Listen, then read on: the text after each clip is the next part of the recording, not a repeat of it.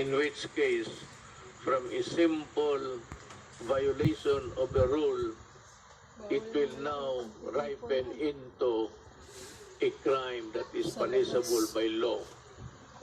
And you can go to prison. That's the problem. Ayaw ko.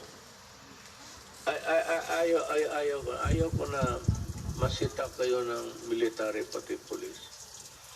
But ako sa inyo, if you are advised, just obey. Wala namang mawala sa inyo. Total sa inyo yan eh. It's for your own good. Hindi naman ito para sa amin. So I hate it. But you have to do it because there is a crisis that is engulfing the country right now. Community quarantine is hereby imposed in the entire of Metro Manila. And in other areas, the LGUs are advised to abide by the following guidelines, imposing localized community quarantine in the respective jurisdiction. For Manila, may ayaw namin gamitin yan, pero kasi takot kasi rin lockdown. But it's a lockdown. There is no struggle of power here. Walang away dito, walang gera. It's just a matter of protecting and defending you from COVID-19. That's about it. It has nothing to do with the power of the military or the power of the police, nor or my power and of these guys beside me. Hindi yan. It's not an issue of, it's just an issue of protecting public interest and public health. Yun lang. A barangay-wide quarantine is advised when at least 2 positive COVID-19 cases belonging to different households in the same barangay. Kung sa isang barangay may dalawa na infected, medyo i-quarantine na ninyo yung barangay ninyo. Itong problema sa dalawa, stress na stress. Sabihin na, it becomes on the barangay captain actually. The barangay captain is under the administrative code, is a person in authority. That's why kung makipagsuntukan ka ng barangay captain because he is enforcing the law o awayin mo, pareho ang kasalanan mo kung lumaban ka sa police or sa person in authority. Mabigat ang barangay captain and teachers also. Teachers, because of the nature of their work, are persons in authority because they are made so by the law itself to give them the stature in relation to the work of trying to mold and teach the Filipino students. Kaya ang teacher rin kung utusan ka, sunod ka, pareho sa barangay captain. Now, if the barangay captain would ask the teachers to help in the enforcement, you better obey because they are in the exercise of teaching the persons there of the barangay of the dangers is part of their work. Then you have the municipality citywide quarantine is advised when at least 2 positive COVID-19 cases belonging to different barangays in the same municipality. Kung sa munisipyo kayo, tapos isang barangay dyan, may dalawa na tinamaan ng COVID-19, diagnosed to have COVID-19 infection. instruction, magka-quarantine na rin kayo. And, you know, before I forget, wala tayong, I do not have enough soldiers and policemen to cover all over every inch of the country. Kulang ako. Meron ako na magamit ko ang barangay captain. Ang barangay captain is bound by what is written here, whether by way of rules implementing in the meantime or if it becomes part of an executive order.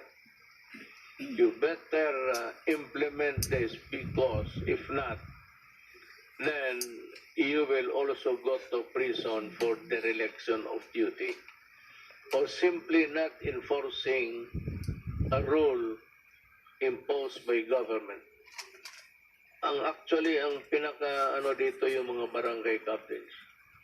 It falls upon your shoulders to exactly do what this regulation wants to happen.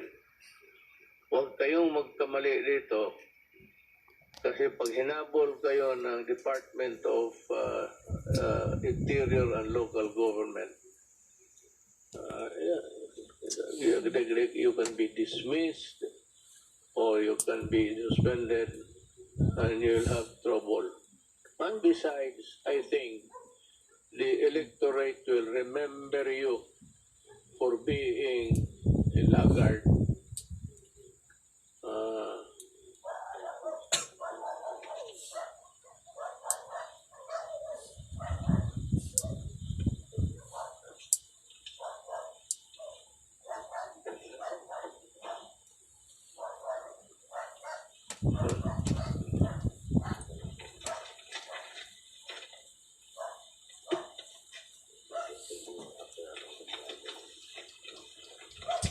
Kita mo si Senator Go, siya lang ang working hard talaga.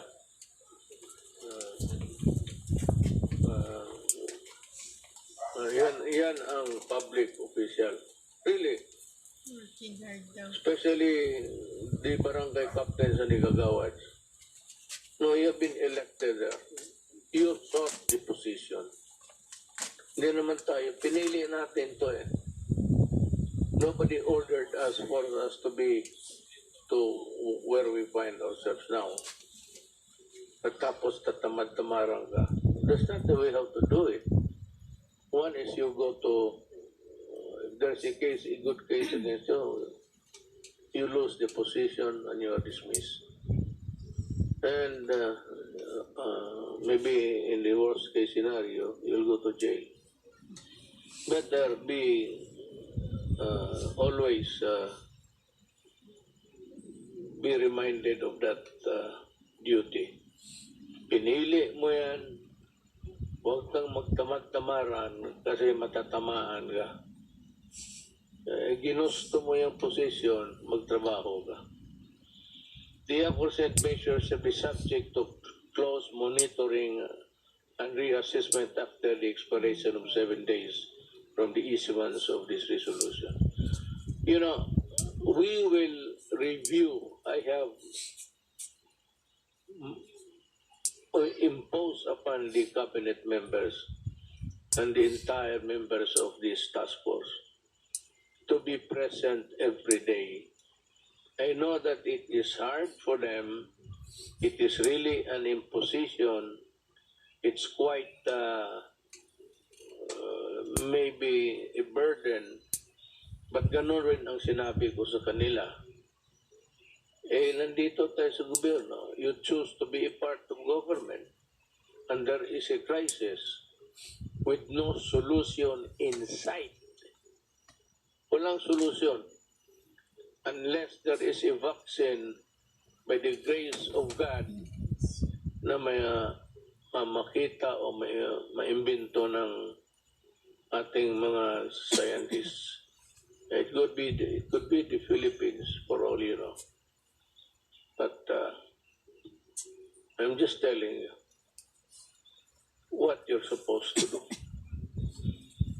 Ang isa is the LGU outside of the National Capital Region, yung labas ng Metro Manila, are advised to exercise sound discretion in suspending classes in the respective localities without prejudice to a determination by the national government to suspend classes if the situation so warrants. So, ang LGUs, may kunting leeway, and just a little elbow room para makagalaw kayo to respond to the crisis in the community. But it does not allow you to suspend classes on trivial and for, stupid reasons. It is only done because you have to protect them from the COVID-19. Yan lang talaga. Do not do it just to please everybody. Or sa bagay, I have full faith and confidence in our supervisors, teachers. I'm just saying that please do not do it the way others would want it to happen. Mas maganda yung walang klase, walang ganon. Huwag mong gawin yan because in the following statements, the Philippine National Police and the Armed Forces of the Philippines, in coordination of the Interagency Task Force, shall be called upon to ensure effective and orderly implementation of the above measures. Hindi ito martial law. It is not a martial law. It's not even something extraordinary. But what is sought to be solved here is again, walang iba except to fight the virus and to exact compliance. Mas mabuti talaga yung maniwala kayo.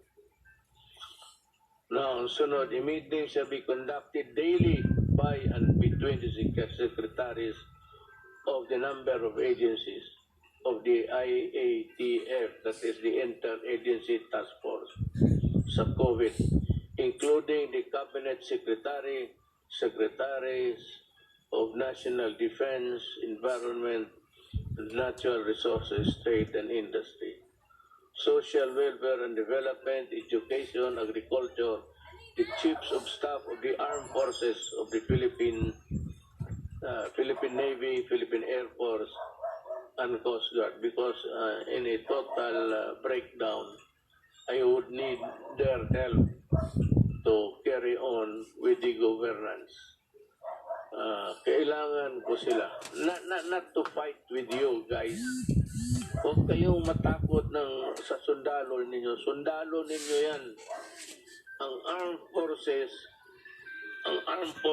is there to serve you. Sila yung sundalo ninyo.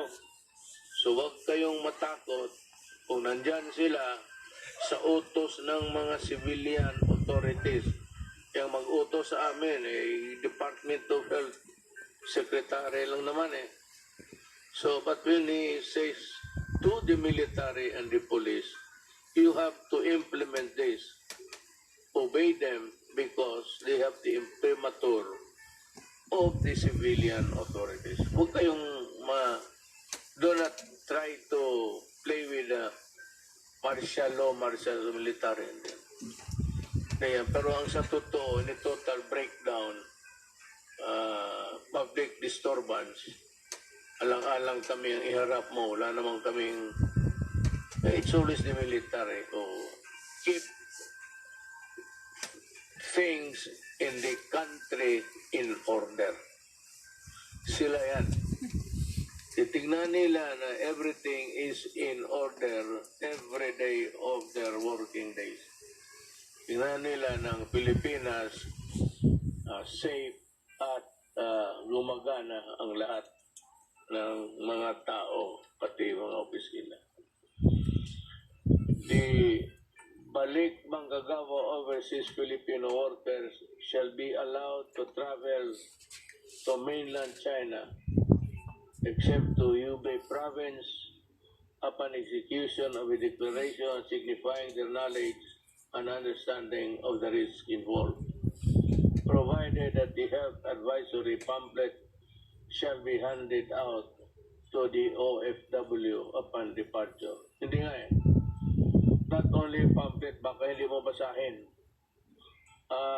You will be gathered in one corner or in one room, one corner, at sabihin sa inyo ang mga, I don't know if it's in Tagalog or Bisao, mga risks, the risks that you will be taking when you go back to China.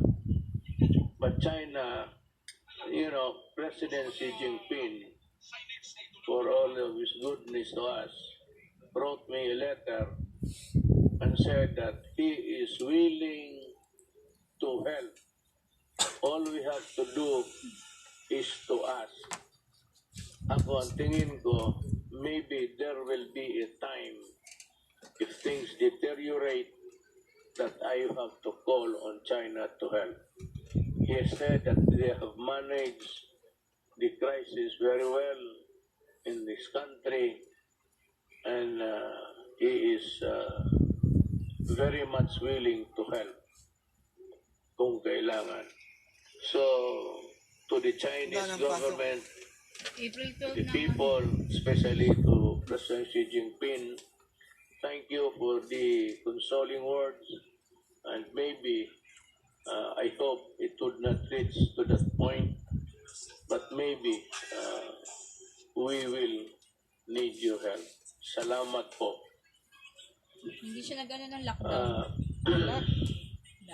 The entry travel restriction shall be imposed upon those traveling from countries with localized COVID-19 transmission, except for Filipino citizens, including their foreign spouse and children, if any.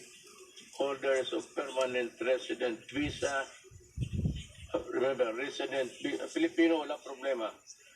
Holders of permanent resident visa and holders of diplomatic visas issued by the Philippine government.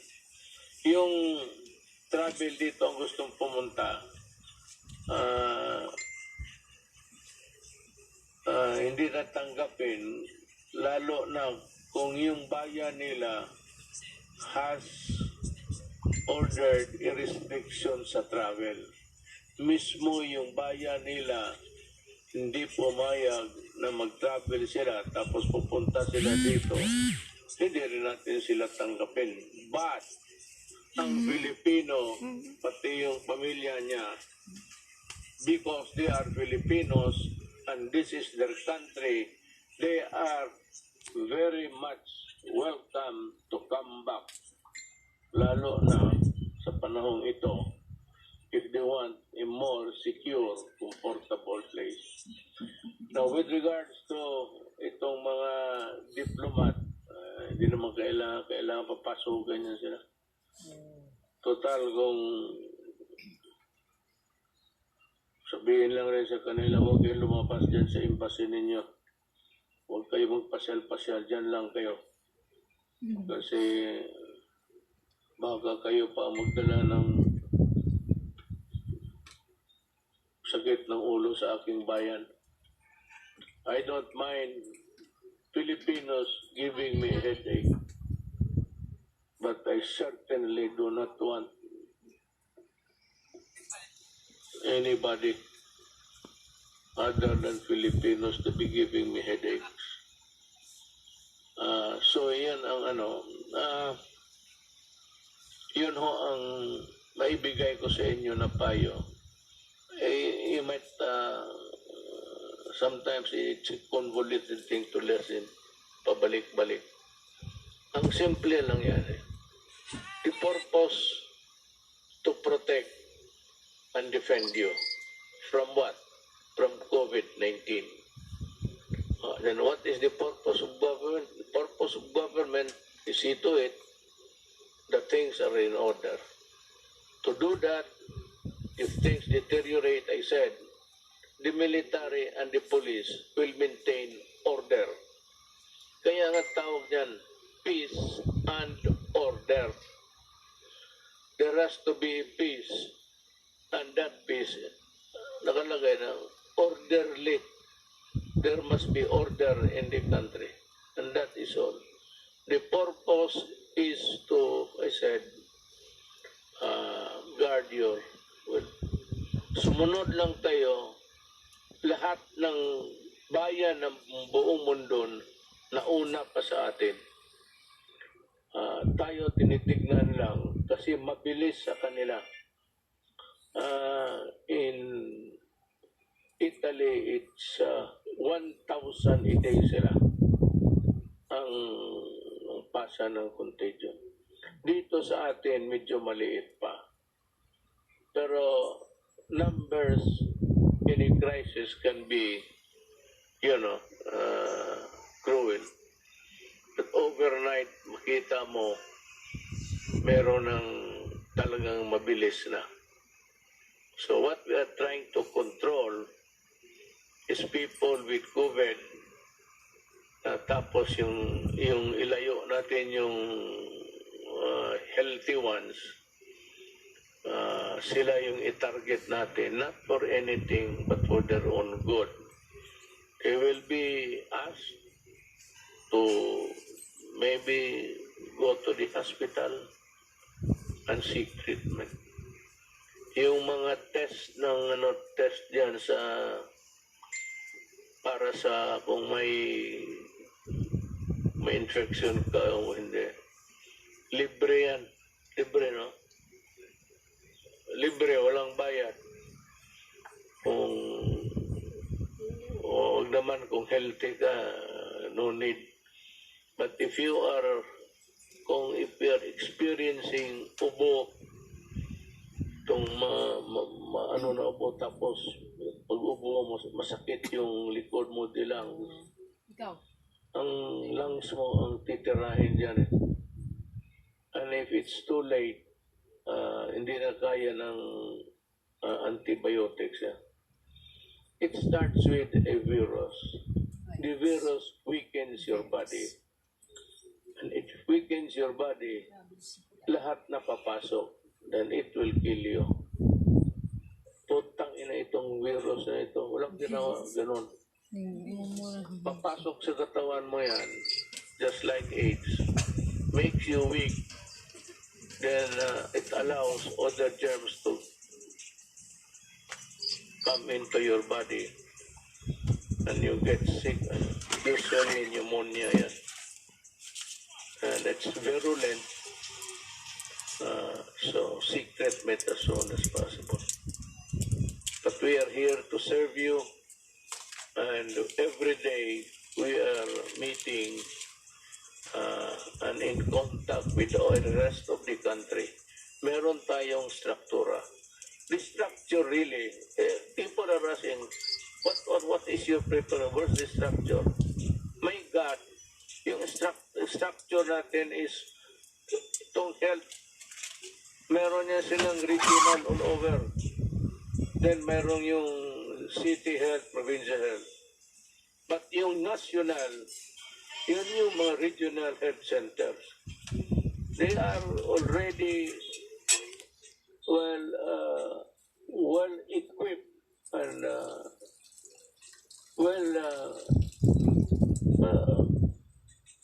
nag-aaral na yan kung ano ang gawin nila. There is the structure. So, sumunod lang tayo at hiningi ko sa inyo kunting pasensya lang. For your own good. Para sa akin, ayaw na baka ako ang mamatay, hindi ka maawa sa akin. Dahil sa kalokohan mo ay mong sumunod. So, let's help each other at this time of our life because everything is placed in jeopardy. Delikado talaga. Totoo ito, crisis talaga ito. Kasi walang gamot. Okay? Salamat po. Thank you for listening.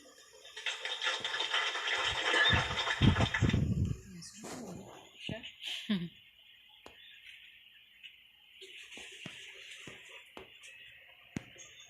Manatiling nakatutok sa ABS-CBN, ANC-DZMM, news.abs-cbn.com at patrol.ph para sa iba pang nagbabagang balita. Ako po, si Jeff Canoy.